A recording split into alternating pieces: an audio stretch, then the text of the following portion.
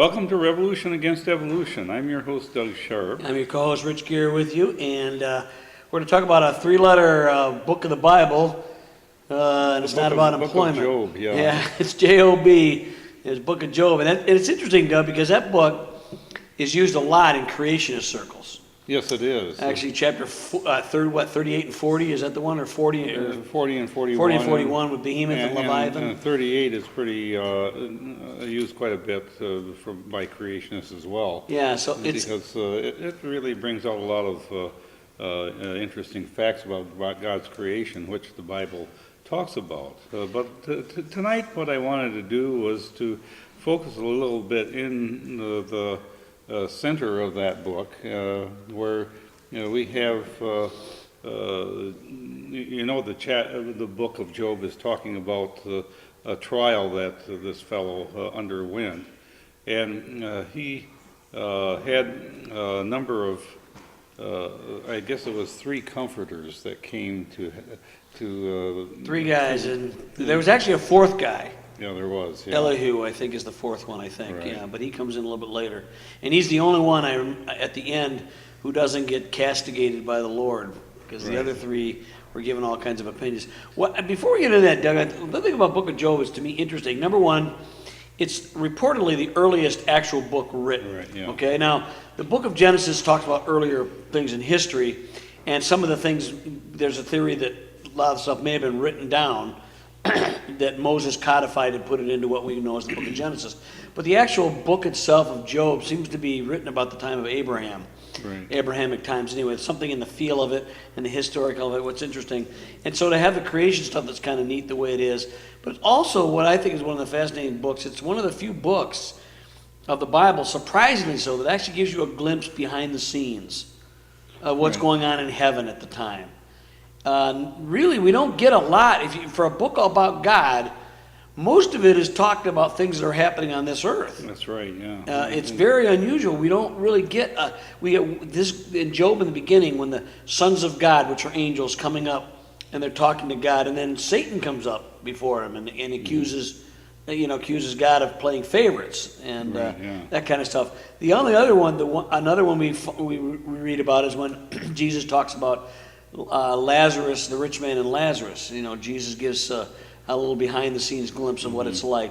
But really, they're not very many of them. There's just a few of them. I mean, we have Paul's words, "Eye has not seen nor ear heard." And I go, yeah, I'd like to hear a little more. But we don't get a lot. But what we do get is pretty impressive and pretty poignant about it. And it's the challenge of it is, and it's not like God can be goaded by the devil. I think it was more for us why this all happened. Right. Unfortunately for Job, it was a very painful and very sad time. A lot of bad things happened to him in a very concentrated period of time. This was a guy who had, 10 children?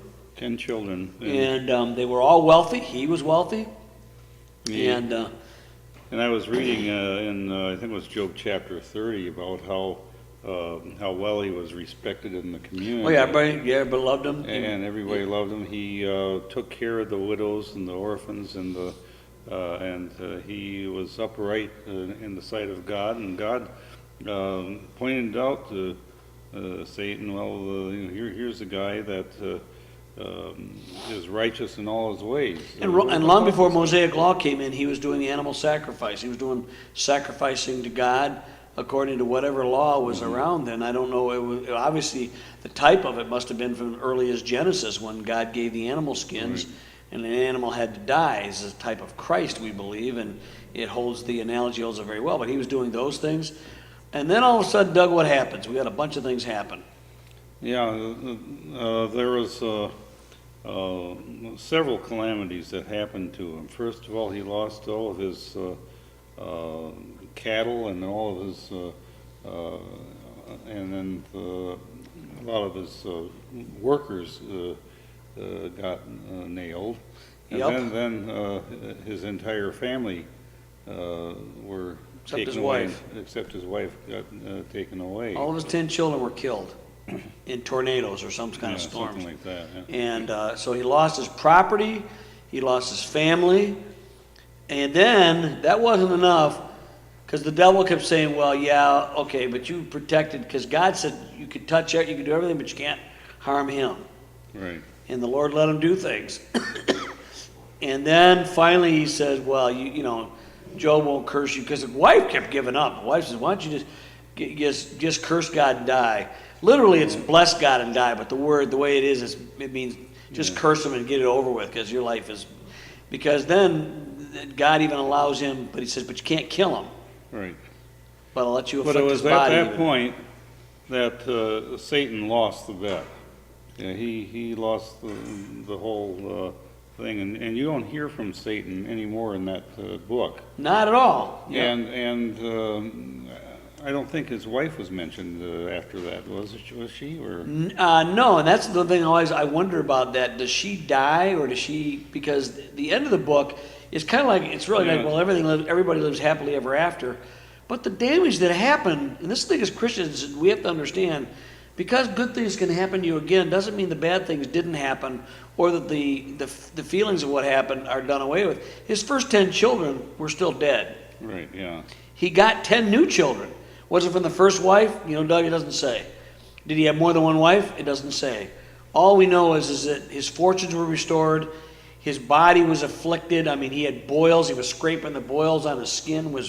This guy was destitute in every way. And this was interesting to us as Christians, or as believers, even though Jewish believers, who believe in the Old Testament or their Bible is the true Word of God.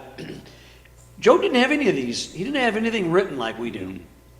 The Bible was not codified. It was not organized. It was not recognized. These writings are the ones that were going to be the ones of God, like we have. We can look at Job as an example, and I got to tell you, I find it hard, even knowing the book of Job, to maintain the integrity this guy did. You know? And the thing of it is, if you take a look at Job and take a look at the question, well, what about all the heathen that never knew God or heard of him or anything like that? Is God being fair with these people? Well, here you have Job, who really didn't have anything to go by except for the tradition of what he had learned from. I don't know if he had any... Probably his forefathers. And what they told him. And he lived in the land of Uz, and I think Uz was mentioned in the Bible as one of the progenitors in... Yeah, I think he was. Uz and Buzz. I was going to cracks me those names. Uz and Buzz. Love it, you know. But yeah, the thing about it is, Doug, what I found out, at least the church, or at least people that I know of, I know there are people that always mean well, and they'll say, well, if you didn't sin, or you didn't do something, or your faith wasn't right, this wouldn't have happened to you. Yeah, you had these 3 guys, or 4 guys actually, coming and trying to fix things, or to try to make things better. And it's written in Hebrew poetry. It's written, the book of Job is considered one of the poetic books. That's not to say because it's poetry that doesn't have truth in it, even when it's talking about physical things in there, like we've talked about Leviathan and Behemoth. I mean, even though it's a poetic book, and he describes, there seems to be, these are real entities. Poetry has its power in revealing true reality, sometimes in a concise manner, in an artful form, I think. But it's not talking about things that are generally untrue or not real. And likewise, the book of Job does that too. And these 3 friends come up, and they're well-meaning guys. They finally come up, and they sit for 7 days. And they don't say anything. And don't say a thing for 7 days. And so they're just mourning with Job over his calamities. Yes. And then, I guess they then start out a little bit subtly in the way that they start working him over a little bit. Trying to probe, well, what's the cause of all this? What did you... Now, we do know that fear had entered into Job's life, and I think that could have been a door point of entry, allowing this to take place. But I'm not judging Job on that either, really. Yeah, because I'm sitting there going, I'm looking at people with a lot more fearful than he seemed to be, and didn't get what he got, And sometimes there are things in life that really, Doug, quite frankly, feel arbitrary and unfair. They are. And why does it happen? Some people seem to have a gift spoon born in their mouth and nothing ever happens to them wrong. And other people who live good lives get whacked. And you know? Job talks about that. Yeah, he does. He says that if you look at the wicked people, they've got good lives. And God doesn't even touch them. Of course, the devil doesn't even touch them. Yeah. And so. And there, by the way, is the glimpse behind the scene, which is so good. The Lord will allow things, but the devil really wants to mess with people who are living or trying to live a righteous life. He doesn't care about the heathen. You guys are going to hell. He's got you. He owns you. Right. He doesn't need to mess with you guys. You're already doing what he wants you to do anyway. Living lives of selfishness, hedonism, self-centeredness. You do what you want to do, and eventually he'll kill you too. But the fact is, the matter is, as long as you're serving his purposes, he'll leave you alone a lot of times. But the righteous guy who's making a statement for the Lord, like Job did, no, that makes him mad, and he doesn't like it. But it's remember the screw tape letters where you had these. They were lamenting the fact that they weren't getting the Hitlers and the big time evil people. Stalins they're just getting these graft low level corruption. Where's the big ones? There was an old musical called Damn Yankees, and Ray Ralston is singing it out, and he's talking about the Hitler, and those are the good old days, we laugh at it, but the reality is that is the devil. It's not a laughing matter. I mean, I'm telling you, he's probably pretty happy today the way the world's going with all the suicide bombings and the things going. He likes that kind of stuff. The world living in fear. Oh yeah, he feeds off of that stuff. What's really interesting, Doug, is Job did what he did without a Bible being written. And these friends came up to him. And Doug, I can tell you, we've talked from time to time on this show, stuff that have happened with your sister, my wife, Carol. I have to admit the church has been very good. I do not have any Job's friends. We used to call them Job's friends because well-meaning idiots, basically, coming in, trying to say, well, you must have done something wrong. And the fact of the matter is, I've probably done lots of things wrong. But so have you and you and you. I mean, it's not because somebody's more evil than somebody else. You look at guys like Stalin. Stalin lived to, basically, he didn't even get killed. He lived to, he died. Look at Castro. What an evil man that guy is. Looks like he's going to live to the, but of course that's not all there is, Doug, is this life. That's right. But in this life, the Lord calls us to live with an integrity and something that goes beyond. And that is what I found out. But I think the church has learned. I'm glad we have the book of Job, even though it's a hard book to read. And I say hard not because it's difficult to read as far as it is, although that is kind of the poetic form of it is a little bit, I think, a little convoluted, a little difficult for modern ears to read. But you read it, and it's full of a lot of stuff. And there are things that probably, when bad things happen to good people, we probably think to ourselves too, how come this happened? Our nature is to think of a cause and effect. That is really Aristotelian, actually. It's more Greek than Hebrew, than biblical. But because usually when we see something that, every action causes an equal and opposite reaction. In the physical world, we try to transfer it always to the metaphysical world. And it doesn't really work always that way. There are things that happen. It's not that there is no reason for it, but it's not necessarily the reasons we think they are. I mean, for instance, this thing with Carol, I've had people come up to me, Doug, and say, I don't know how you do what you do. Right, And I never really think about it. I just do what the Lord has called me to. I'm faithfulness. But I've had Christians say, I don't know if I could do it. I said, well, you haven't been challenged with this problem. I have. I wish I hadn't. I'd do anything to get out of it. I'd do anything to see Carol back to 100%. But I know that there are people, even non-Christians, who are looking at this going, there's something different. And God gives us the power to overcome. And Job had already made up his mind long ago, even before this started, that he was going to walk in integrity. Yep. And he was going to, he had made that decision. And so had anything come along to challenge that decision, he made it he had already prefixed this incident with a decision that he made long ago, and so it becomes a little bit easier when you think things out in advance. And I'm not talking about worry. What I'm talking about is more of what kind of person you want to be. You know, Doug, that's an excellent point, because I tell a lot of young believers, I said, get your roots down deep while things are good. Mm-hmm.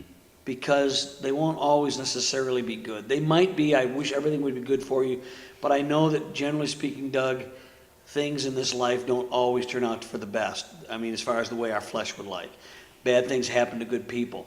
And if you get your roots down deep, I've had people ask me, Doug, why do you study all this theological stuff? I says, because when I look at it, I see that God wrote this book.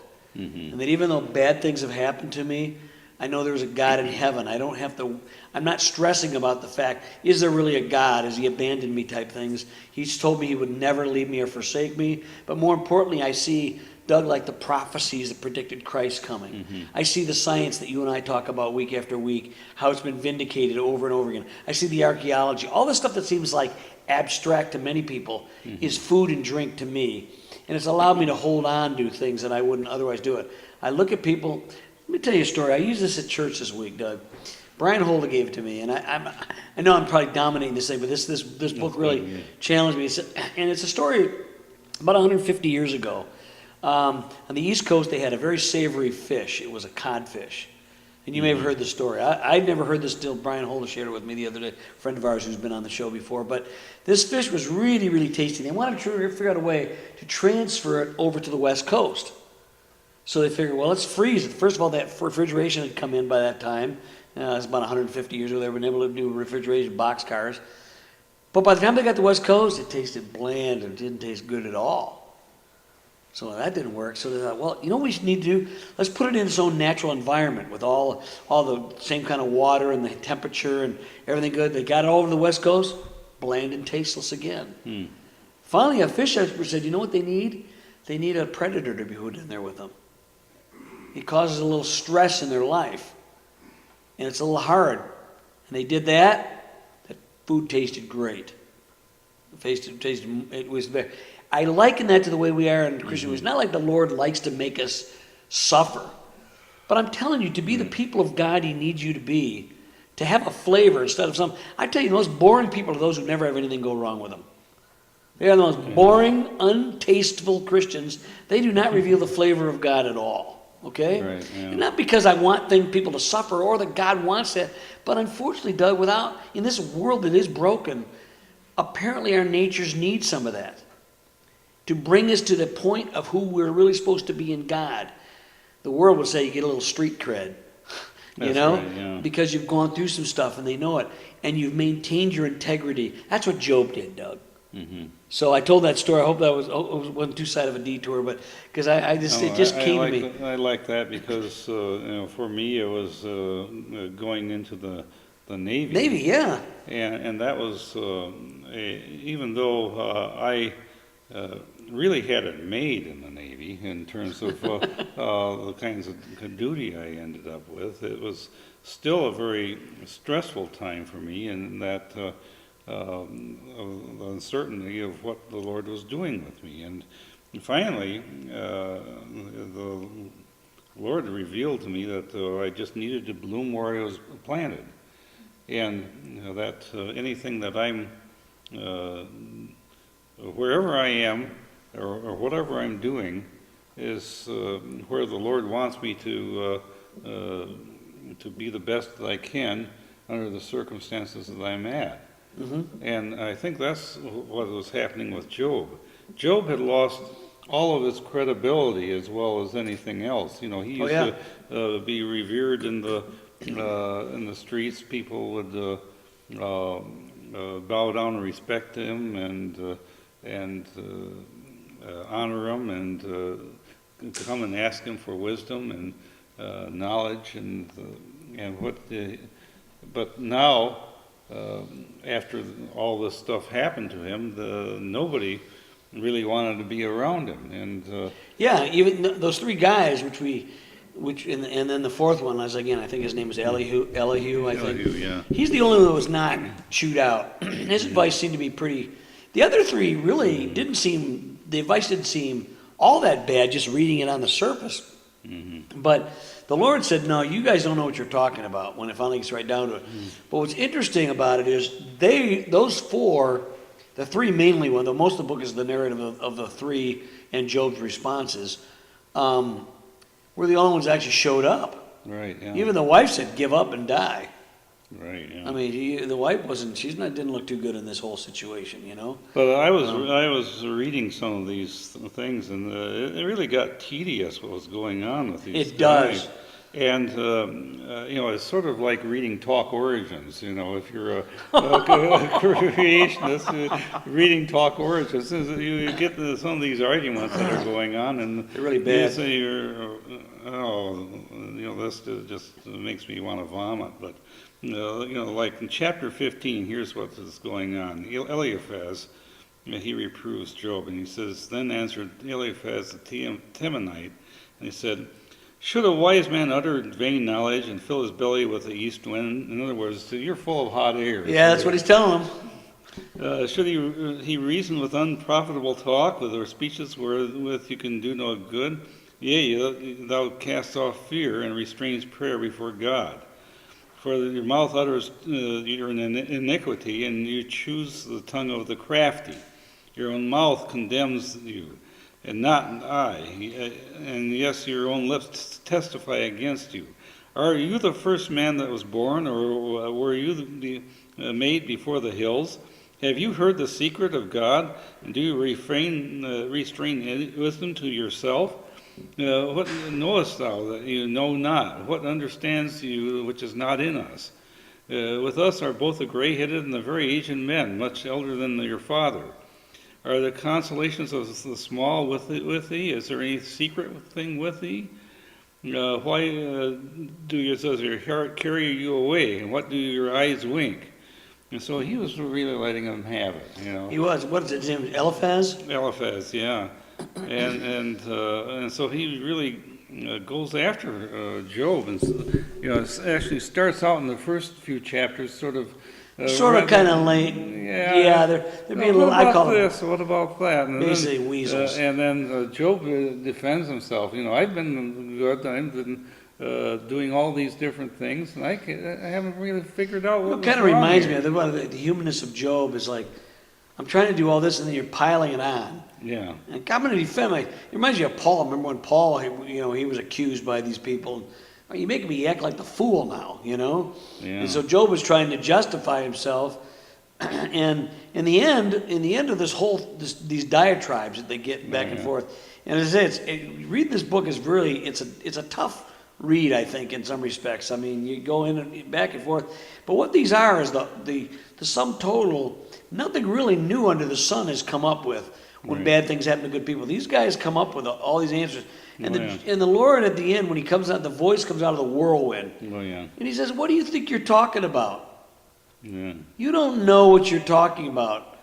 Job is my righteous servant. The only one he doesn't condemn is Elihu, I think. Right, yeah. Elihu gave a couple things at the very end. He doesn't condemn him. I thought that was kind of interesting. And I think Elihu, sort of like, it's almost like that's one of the names, the combination name of Elohim and Yahweh. Yeah. I think and I'm just wondering what's going on with that, but it never explains anything about it, so I'm not going to try to read too much into that. But the point of it is, and he gives a bunch of examples about where were you when I laid the foundations of the earth? Where were you when because he starts to upbraid Job as well. Job, you don't need to do this. I am God, and I have the right to do and say what I want. Okay. I don't, because I'm merciful. I'm good. And of course, at the end of the book, we read how Job is restored. Everything is restored to Job that can be restored. I mean, he gets 10 new children. I mean, that to me is kind of, his fortunes are returned.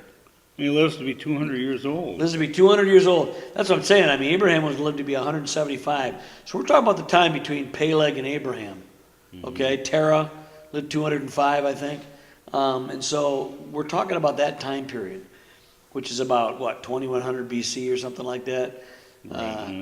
So the lifespans were still pretty long, but yeah, he lived to be 200 years old. And the period of time was very, very intense. Thank you, Jesus, it wasn't that long, from what I understand. Only, what was it, 6 months or a year? People have said it. Well, I've heard it. I've never really gone into it, how they know how long that is. There must be maybe some clues to it. I don't know, but it was very, very intense for that period of time.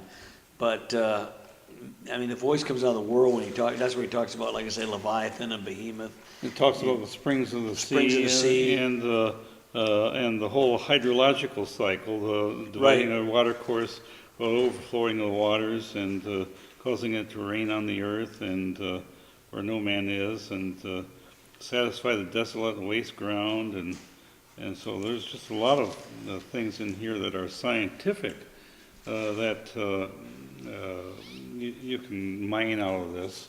And we have. But that's not the purpose of this thing. This more the purpose is to explore these characters who are really bringing torment. And then I might ask the question of you in the audience, is if you have that kind of mindset yourself, if you happen upon one of your friends who is really going through a struggle or a trial or anything like that, and you try to overanalyze it to the point that you make a nuisance out of yourself, rather than trying to actually help. And Doug, I will say this caveat with this. I'm not saying not to analyze if there are some things that are wrong. People, we do make, because we're human, Doug, we make bad mistakes. We make bad decisions. Even the Lord did kind of chew out Job a little bit for trying to be a little self-righteous and just self-justification. And he says, no, you don't know what you're talking about, okay? But other than that, Job was righteous, okay? The three friends who were trying to do that were the bad ones. But I'm saying, but after you do that, look to comfort, counsel, and lift up, rather than tear down and destroy, because that's what the devil does. we'll see you next time on Revolution Against Evolution.